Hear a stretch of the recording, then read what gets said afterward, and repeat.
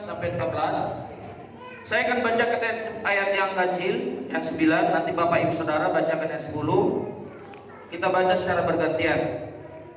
Dengan perikop akhir kata. Selain pengkhotbah berhikmat, ia mengajarkan juga kepada umat itu pengetahuan. Ia menimbang, menguji dan menyusun banyak amsal.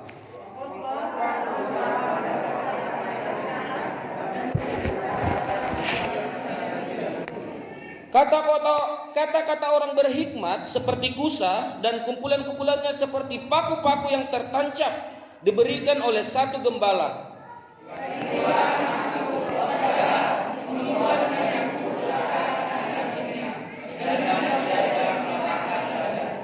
Akhir kata dari segala yang didengar ialah takutlah akan Allah dan berpeganglah pada perintah-perintahnya, karena ini adalah kewajiban setiap orang.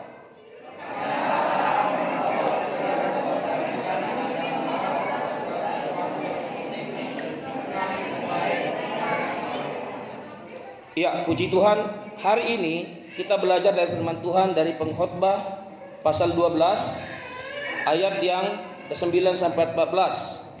Nah, pengkhotbah ini ditulis oleh Raja Salomo, ya. Salomo ini luar biasa. Kita tahu dalam kitab dia menulis pengkhotbah ini. Pengkhotbah artinya pembicara, ya, atau preacher, ya. Nah, Salomo menuliskan di sini dia sebagai pengkhotbah bahwa pengkhotbah yang baik itu adalah, katanya di sini harus mempersiapkan dengan baik, menimbang, menguji, dan ayat 10 jujur. Ketika saya sedang berangkat ke sekolah, karena di sekolah itu biasanya ada ibadah, saya yang harus khotbah. Di perjalanan saya ada sebuah kata-kata seperti pewahyuan, ilham atau pencerahan. Kata-katanya seperti ini berbisik di telinga saya. Pengkhotbah sejati, pengkhotbah yang baik adalah pengkhotbah yang bisa atau berusaha melakukan apa yang dia khotbahkan. Amin. Jadi pengkhotbah itu jangan hanya ngomong, tetapi berusaha melakukan apa yang dikhotbahkannya. Kemudian anak Tuhan yang sejati, Kristen yang hebat adalah anak Tuhan yang berusaha melakukan apa yang dia dengarkan. Amin. Berusaha melakukan apa yang dia baca. Saudara pasti baca Alkitab. Amin. Saudara pasti dengar khotbah. Lakukan itu. Makanya dibilang firman Tuhan itu seperti pedang bermata dua, yang berkhotbah kena, yang dikhotbahin juga kena. Pedang itu kan bermata dua, mau motong sebelah kiri, sebelah kanan bisa. Jadi saudara terkasih dalam nama Tuhan, saya berusaha mengkhotbahkan ini dan saya sedang berusaha melakukannya. Jadi jemaat Tuhan, kiranya melalui pesan firman Tuhan ini nanti kita bisa melakukannya. Amin. Inilah kunci hidup. Nah, Salomo ini luar biasa. Alkitab berkata bahwa Tuhan sendiri juga yang bilang bahwa sebelum engkau dan sesudah engkau tidak akan ada lagi seperti engkau. Salomo adalah contoh satu-satunya manusia yang semua isi dunia dia dapatkan. Dia seorang raja, dia punya kekuasaan. Dia berhikmat, sangat pintar. Salomo juga sangat tampan. Saking tampannya banyak istrinya, ya. Kemudian Salomo juga sangat kaya. Semua dia dapatkan. Kalau orang Batak bilang apa pas tenggang mencari hamorau, hagabium, hasangapun. Orang Batak bisa mencari itu. Hamorau, hagabium, hasangapun. Saya mau bertanya buat kita semua. Kalau bahasa Indonesia nanti tidak terjemah dan terjemahan. Biasanya dicari dari harta, tahta, wanita. Wanita itu artinya bukan wanitanya, tapi bicara tentang kenikmatan dunia. Manusia berusaha mencari harta, pengen kaya. Manusia gak akan pernah puas. Setelah dia punya harta, pengen ada kekuasaan, pengen punya tahta, dan setelah itu pengen ada kenikmatan dunia. Saya mau bertanya, kalau sudah dapat yang tiga itu, semua sudah puas? Puas Pak Setangkap? Puas. Puas. Puas, tapi memang itu hanya bersifat sementara. Tidak ada yang puas.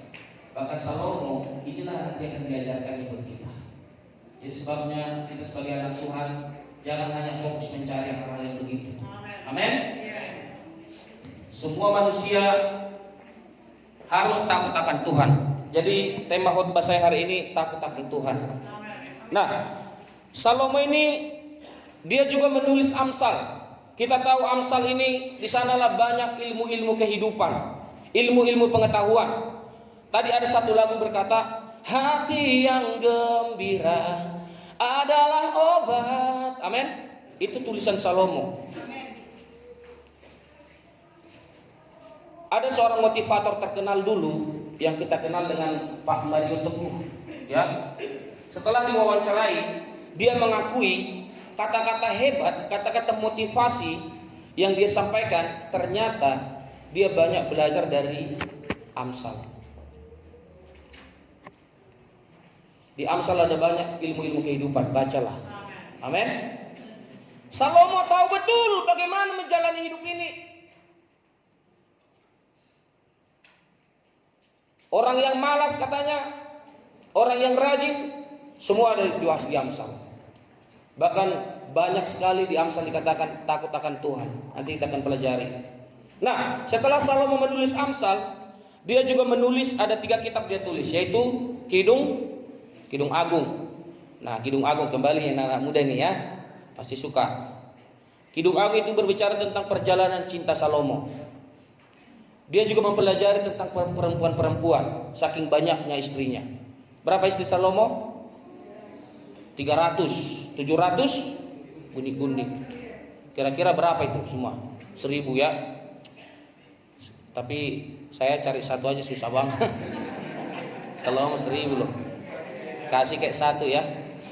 Nah, artinya Salomo menilai semua kehidupan manusia. Laki-laki dinilainya, perempuan juga dinilainya.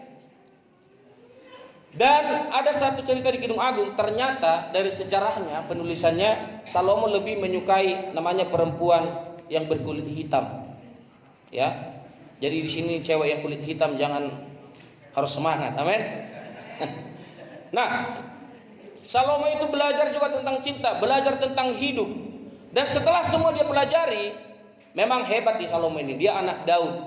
Daud adalah seorang yang berkenan di hati Tuhan, takut akan Tuhan. Akhirnya dia berbahagialah punya orang tua seperti Daud. Ya, tadi kesaksiannya sebagai anak pendeta harus berbahagia. Amin. Anak pendeta berarti harus ikuti bagaimana kehidupan bapaknya. Amin. Nah, singkat cerita Salomo ini juga penuh. Ketika Tuhan bertanya, Salomo, apa yang mau kamu minta akan saya berikan, kata Tuhan. Cerita di Alkitab, Salomo ini hebat. Dia tidak meminta kekayaan. Dia tidak meminta supaya musuh-musuhnya dikalahkan. Tapi yang dia minta apa? Hikmat. Dengar baik-baik. Semua kita di sini membutuhkan hikmat. Dunia sekarang semakin menakutkan. Dunia sekarang semakin jahat.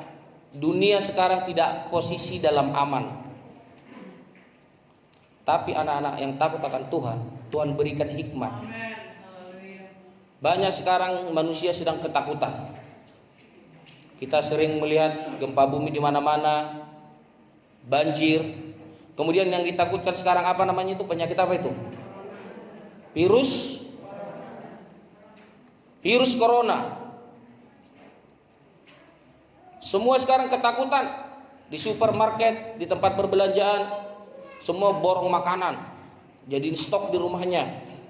Beli menimbun masker katanya. Bukan masker yang menyelamatkan kita.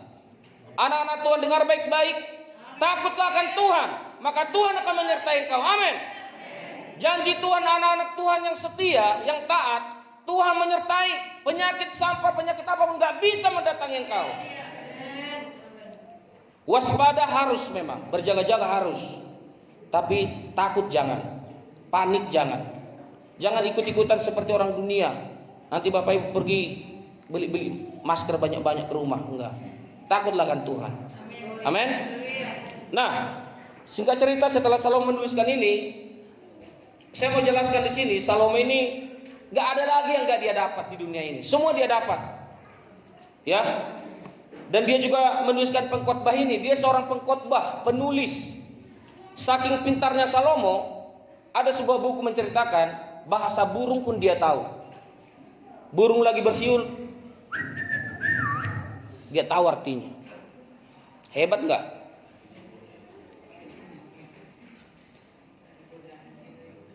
Nah, tetapi ini pesannya, akhir kata tadi perikopnya. Berarti biasanya kalau disebut akhir kata, kata penutup ya. Biasanya ini pesan-pesan terakhir. Ini pesannya buat kita. Coba kita baca ayat 13. Kita baca sama-sama.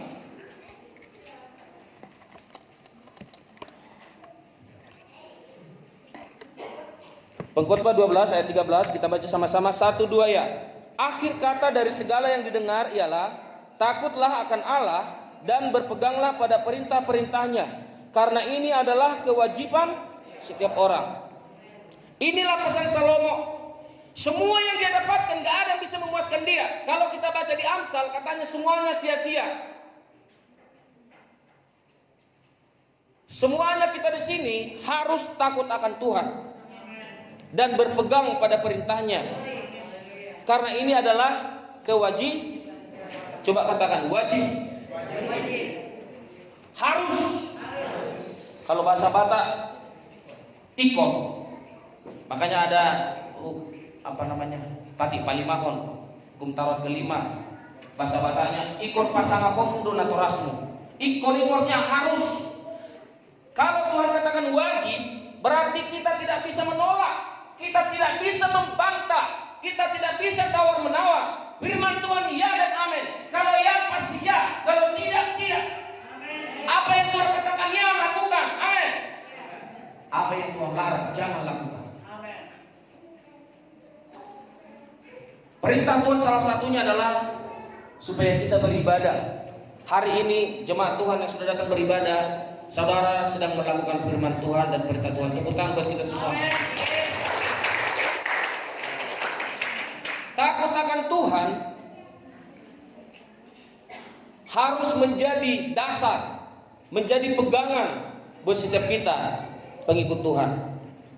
Yang mengaku orang Kristen harus takut akan Tuhan. Kristen itu artinya Kristus, ten itu artinya pengikut, follow ya.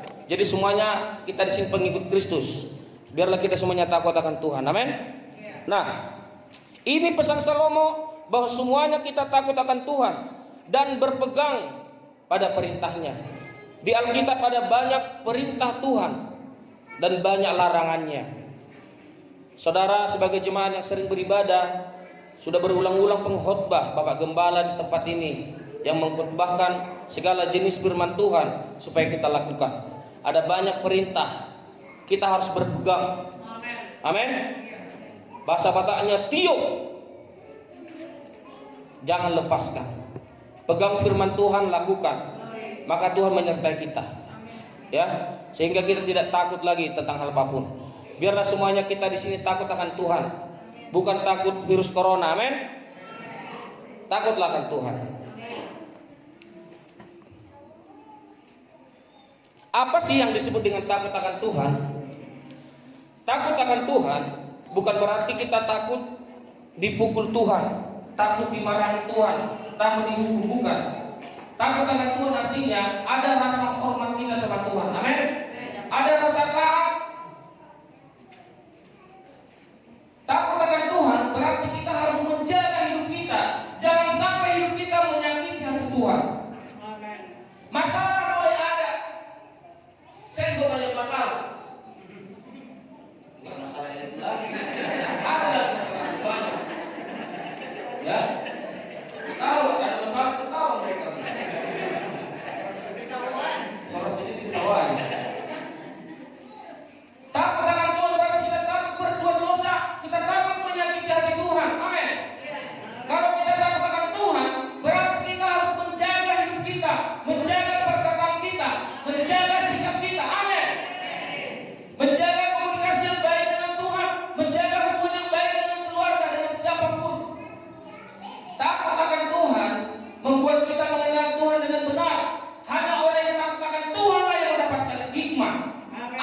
1 ayat 7 berkata, takut akan Tuhan permulaan hikmat dan pengetahuan. Kalau kita punya hikmat, Salomo setelah dia punya hikmatlah, maka dia dapatkan semua isi dunia ini.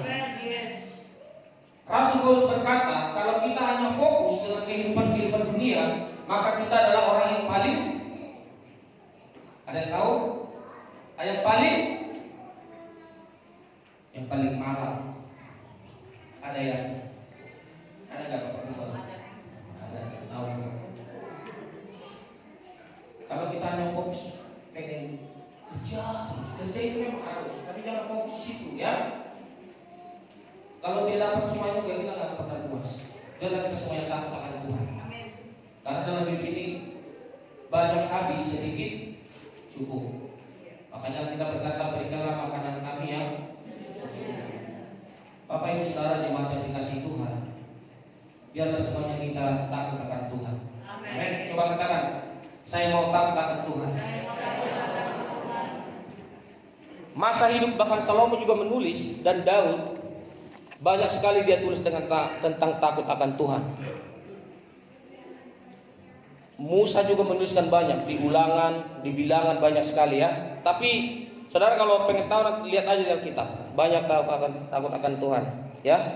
Nah, takut akan Tuhan berarti kita berusaha menyenangkan hati Tuhan. Menyenangkan hati Tuhan yaitu bangun pagi-pagi berdoa, luangkan waktu baca firman, dimanapun kita berada menyembah Tuhan. Kita punya Tuhan yang hidup, amin. Kita punya Tuhan yang omnipresent, maha hadir. Itulah hebatnya orang Kristen. Ya, Tuhan ada di mana-mana, amin. Di pekerjaan kita ada Tuhan, di sekolah kita ada Tuhan, di keluarga kita ada Tuhan. Ya, kalau ada Tuhan katanya pasti mendatangkan damai sejahtera. Coba kita buka Mazmur 25:14. Ini tulisan dari Daud, ayahnya Salomo. Mazmur pasal 25 ayat 14. Tuhan bergaul karib dengan orang yang takut akan Dia, dan perjanjiannya diberitahukannya kepada mereka. Amin. Ya. Kalau kita takut akan Tuhan, Tuhan mau bergaul dengan kita. Amin. Yes. Cukup hanya takut akan Tuhan, Tuhan akan mau bergaul dengan siapapun kita di sini. Tuhan hanya bergaul sama orang yang takut akan Dia. Pendeta pun kita, saya misalnya pendeta, tapi hidup saya sembarangan, gak teratur, gak sesuai firman, Tuhan gak akan bergaul dengan saya. Saudara walaupun banyak dosa, banyak kekurangan, banyak kelemahan, tapi hatimu itu hati yang baik, takut akan Tuhan, Tuhan bergaul dengan kamu. Tahu gak arti bergaul? Bergaul itu seperti bersahabat. Saudara pasti punya teman kan? Tuhan akan mengumpamakan, Dia akan mau bergaul dengan kita. Bayangkan betapa baiknya Tuhan mau bergaul dengan saudara. Betapa baiknya Tuhan mau bergaul dengan saya. Betapa baiknya Tuhan mau bergaul dengan semua kita yang ada di sini. Dan yang luar biasanya, ayatnya hilang-hilang ya. Di sana dikatakan perjanjiannya Diberitahukan. gak ada yang dirahasiakan Tuhan. Rahasia menghadapi virus corona pun dikasih tahu. Ya. Janji Tuhan itu banyak sekali di Alkitab. Yang sakit bisa sembuh, amin. Yang miskin bisa kaya, amin.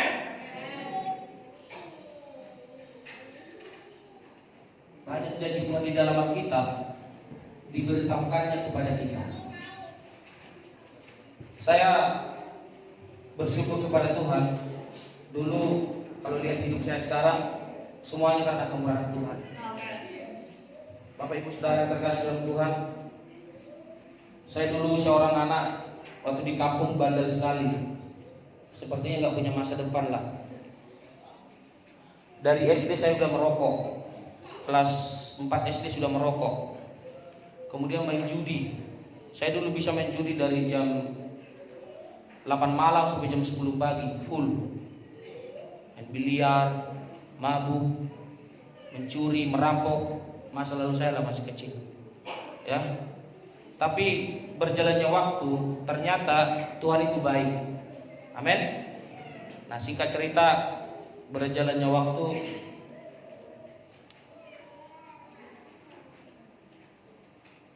saya selalu mendapatkan ada orang-orang yang mengasihi saya. Singkat cerita, saya dimasukin sekolah musik, sekolah vokal di Perskuneo Bandung. Saya dari waktu itu merantau di Medan. Kemudian Ibu Pendeta Mawar memasukkan saya ke sekolah Alkitab, tempat yang tidak saya sukai seharusnya memang. Menjadi pendeta, menjadi anggota paling enggak saya suka dulu. Tetapi kita harus belajar menyukai apa yang tidak kita sukai, supaya hidup kita menjadi kesukaan Tuhan dan kesukaan banyak orang. Amin. Saya paling anti dulu sekolah Alkitab karena kakak saya ada seorang pendeta. Teman-temannya saya lihat, aduh, jadi nggak suka lah dulu. Nah, singkat cerita, di sekolah Siapin saya berapa kali mau keluar, mau lari, karena di sana itu benar-benar dibentuk ya. Hambanya Bapak Gembala tempat ini dari sana juga. Jam 4 pagi udah dibangunin. Bayangkan jam 4 pagi yang biasanya hidup nggak teratur, jam 4 pagi sudah bangun, suruh berdoa, dipaksa menyembah Tuhan. Saya waktu itu seperti dipaksa. Karena ada bahasa-bahasa yang gak saya mengerti, gitu-gitu. Awalnya saya, nah, singkat cerita, ternyata hidup kita ini perlu dipaksa. Amin. Hidup kita ini perlu dididik. Di sana saya dipaksa, dididik, dan akhirnya saya mengenal Tuhan. Untuk dapat mengenal Tuhan dengan benar, kita harus menerima Roh Kudus. Pastikan jemaat Tuhan sudah menerima Roh Kudus. Amin. Bohong kita mencintai Tuhan kalau kita nggak ada Roh Kudus dalam hati kita. Roh Kuduslah yang bersaksi. Roh Kuduslah yang akan memberitahukan siapa Yesus dalam hidup kita. Nah, singkat cerita, setelah lulus dengan berjalannya proses waktu, ya itulah seperti yang sekarang ya. Saya dipercayakan menjadi seorang gembala sidang yang harusnya ngatur hidup sendiri pun susah, apalagi ngatur hidup orang, betul nggak? Kadang saya harus berhadapan dengan jemaat-jemaat juga ya, cara menghadapi masalah. Kemudian murid-murid di sekolah. Ternyata masalah itulah yang membuat kita mengenal Tuhan. Amin. Jadi masalah bisa diolah menjadi berkat ketika ada iman, ketika ada rasa takut akan Tuhan. Ayat 14, Pengkhotbah 9 ayat 14. Karena Allah akan membawa setiap perbuatan ke pengadilan yang berlaku atas segala sesuatu yang tersembunyi, entah itu baik, entah itu jahat. Ternyata di akhir hidup kita ini, manusia berbeda dengan binatang. Manusia diciptakan seturut segambar dengan Tuhan. Manusia terdiri dari 3 dimensi, yaitu roh, jiwa, dan tubuh. Manusia diciptakan segambar dengan Tuhan. Salomo menulis bahwa melalui roh Tuhan itulah dia bisa tahu hidup kita.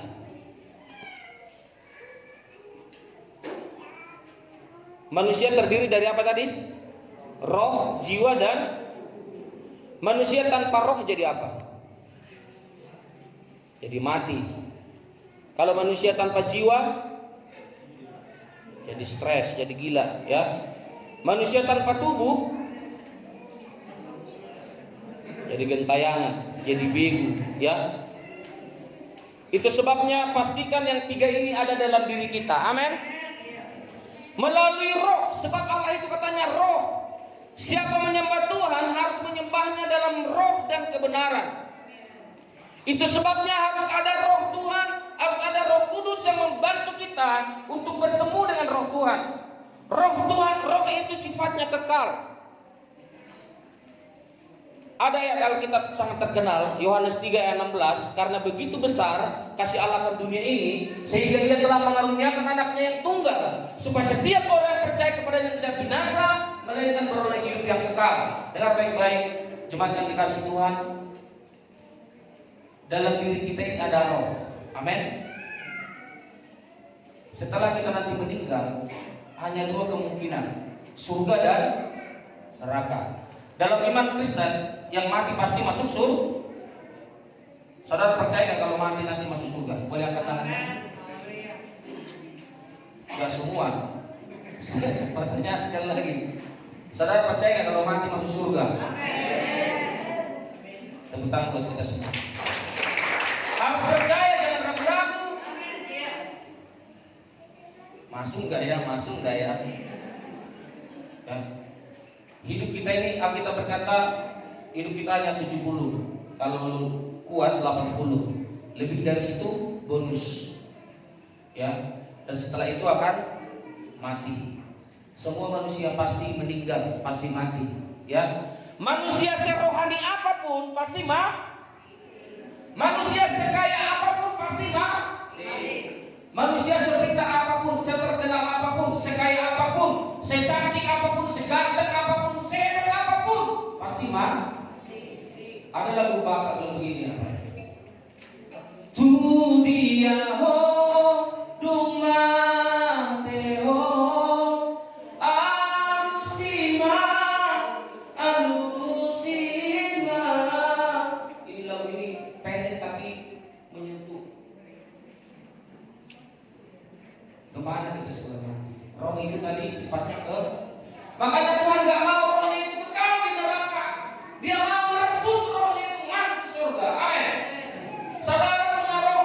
Kalau saudara tidak punya roh, jadi main. Karena roh makanya saudara bisa ada di sini. Betul nggak?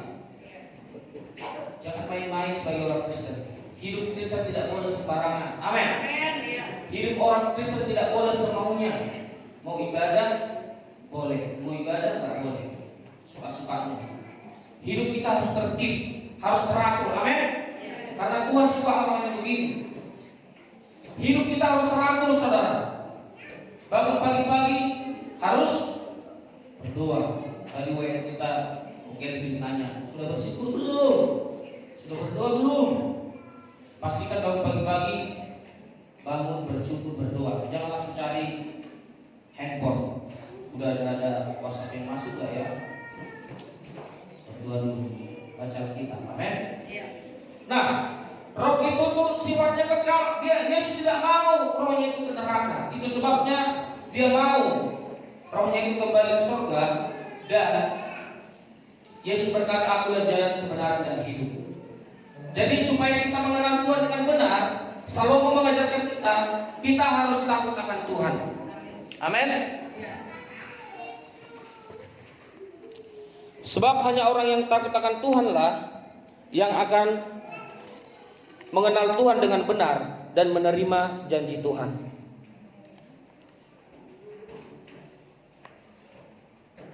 Tadi saya bahas mengenai Salomo tadi yang semua sudah dia dapat, ternyata ini kuncinya.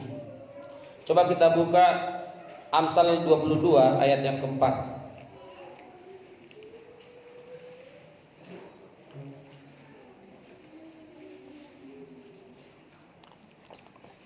Kita baca sama-sama 1, 2 ya. Menjadi kerendahan hati dan takut akan Tuhan adalah ya, jangan bilang dulu ya. Nah, perhatikan. Ganjaran kerendahan hati dan takut akan adalah yang pertama apa? Kaya. Saudara jangan berpikir kekayaan itu hanya secara materi. Ya. Tetapi kaya itu 1 Korintus 1:5, kita kaya dalam segala hal. Kaya pengenalan akan Tuhan. Amin. Kita orang Kristen bersyukur banget karena setelah kita mengenal Tuhan, hidup kita akan menerima yang namanya buah roh. Amin. Ada 9 buah roh. Kasih, sukacita, damai, sejahtera, kesabaran, kebaikan, kelemah lembutan. Banyaklah, 9 udah tahu ya. Itu bisa kita dapat. Ada orang yang sudah kaya, satu pun gak dia punya dari 9 itu. Ada gak yang begitu? Ada orang yang kaya, mungkin hanya 2 yang dia punya dari buah roh.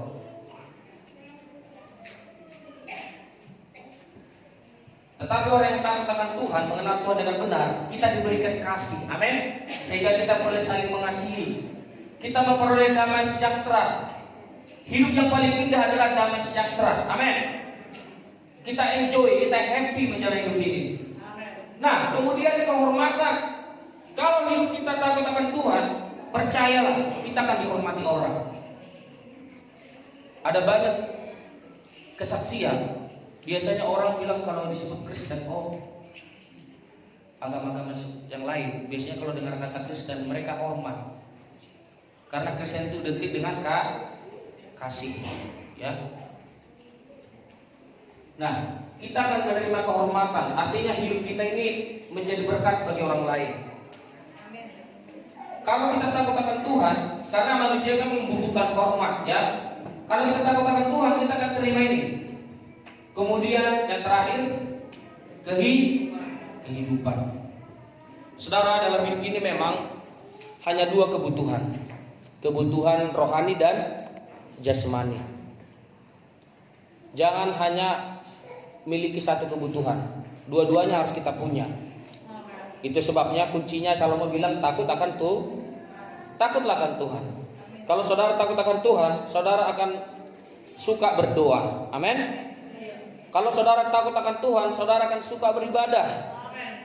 Kalau saudara takut akan Tuhan, saudara akan rendah hati, akan lemah lembut, akan peduli dengan orang lain. Sebab kalau kita takut akan Tuhan, disitulah kita menerima janji-janji Tuhan. Ya. Amsal 31 banyaklah cerita tentang takut akan Tuhan, ya. Cuman kita buka dulu satu ayat. Ini tulisan dari Perjanjian Lama. Ulangan 6 ayat 1 sampai 2.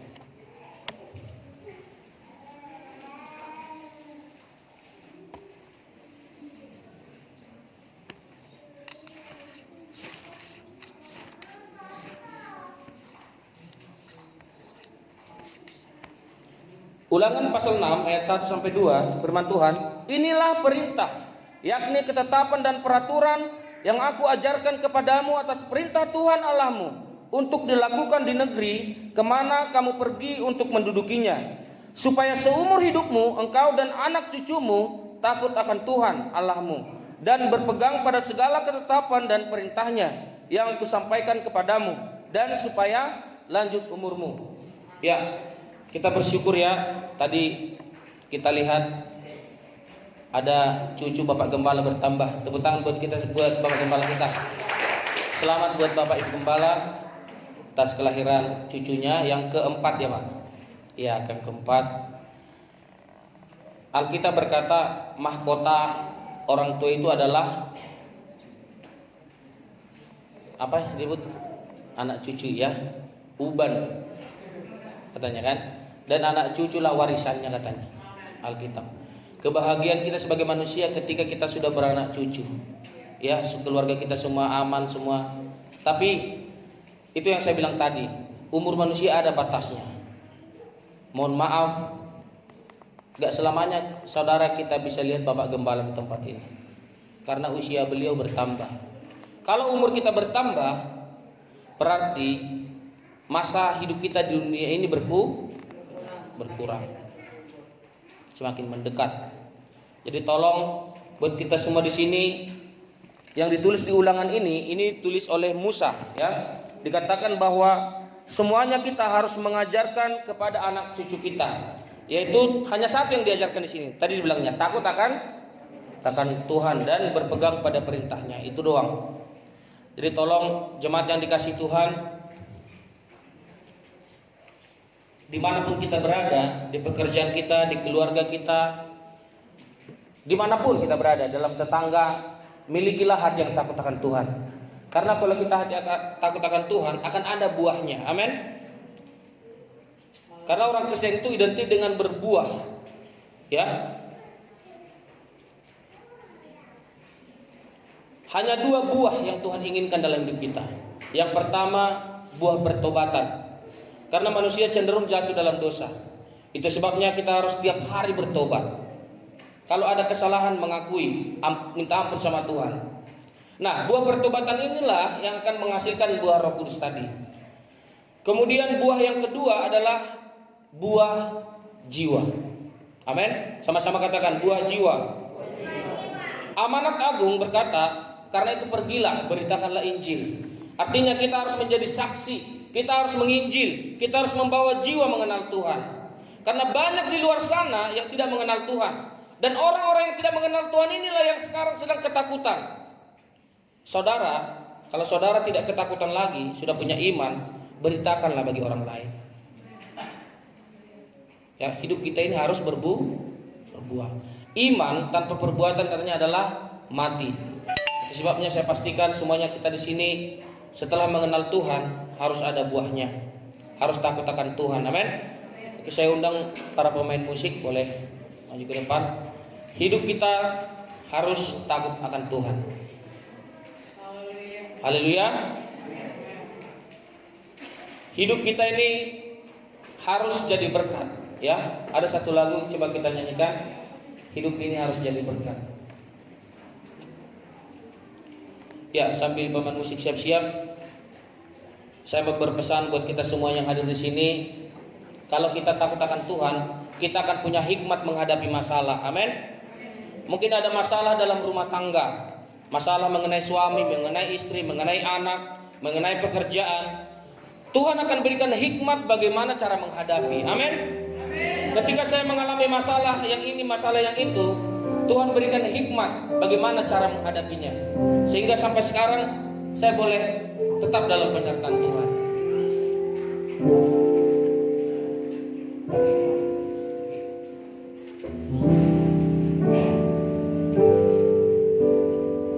Hidup ini adalah kesempatan. Hidup ini